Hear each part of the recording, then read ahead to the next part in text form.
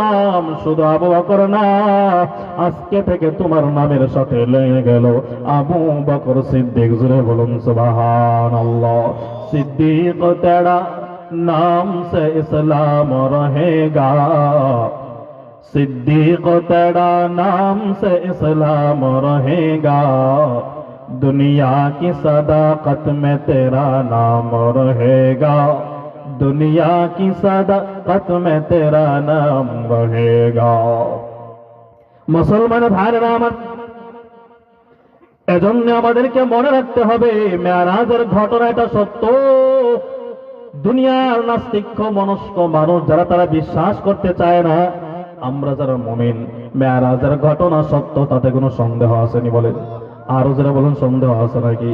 বিন্দু পরিমাণও যদি বান্দা তুমি সন্দেহ করো, তোমার নাম ইমানদারের খাতা থেকে কেটে যাবে। এজন্য মুসলমান ভাইরা আমার, আমার নবীর ব্যাপারে আল্লাহ বলেন, নবী যা কিছু তোমাদের জন্য নিয়ে এসেছে তোমরা আঁকড়ে ধরো, আর যা কিছু থেকে বিরত থাকতে বলেছে তোমরা সব কিছুকে জীবনের বিনিময়ে হলেও ছেড়ে দাও। সাহাবায়ে কেরামের দিকে তাকায় দেখো, নবী আমার মসজিদের মধ্যে দাঁড়ায় দাঁড়ায় খুতবা দেন। এমত অবস্থায় নবী আমার কোন এক সাহাবীদেরকে লক্ষ্য করে বললেন তোমরা বসো। একজন সাহাবী হেঁটে হেঁটে মসজিদের দিকে আসতেছিলেন, ওই সাহাবী নবীর বসো শব্দটা শুনে রাস্তার মধ্যেই বসে গেছে। সুবহানাল্লাহ বলেন। এমন ভাবে পাবন্দি নবীকে করো, যেইভাবে পাবন্দি করলো সাহাবায়ে কেরাম, আমার নবীর জন্য জীবন দেয়, বিন্দু পরিমাণ বান্দা কোনটা মতো করে না। সাহাবায়ে কেরামের কাছে বিবির মায়া বেশি না, সাহাবায়ে কেরামের মধ্যে সম্পদের মায়া বান্দা বেশি না, সাহাবায়ে কেরামের মধ্যে দুনিয়ার লোভ আর ভালোবাসার চেয়ে আমার মায়ের নবীর মহাব্বত সর্বাগ্রে বেশি। জোরে বলুন সুবহানাল্লাহ।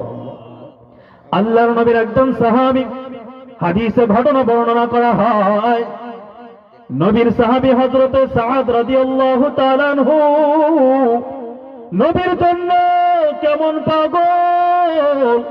হযরতে সাদ একদিন নবীর কাছে এসে কান্না করে করে বলে, ওগো পয়গম্বর, আপনি বলেন আমার আল্লাহ আমারে জান্নাত দিবেনি বলেন। নবী আমার ডাক দেয়া বলল, রে সাদ রে, আল্লাহ তোমারে জান্নাত দিবে কিনা এটা আবার কেমন প্রশ্ন? বলে, ইয়া রাসূলুল্লাহ, আমার জানতে বড় মন চায় আমার মালিক আমারে জান্নাত দিবে কিনা। জোরে বলুন সুবহানাল্লাহ। নবীজি মনে করছেন মনে হয় নামাজ রোজার প্রশ্ন করবে, কোনো কিছু জানতে চাবে। সাদ বলে, ইয়া রাসূলুল্লাহ, আপনি বলেন তো আল্লাহ আমারে জান্নাত দিবে কিনা। বলে, সাদ তোমার কি মনে হয়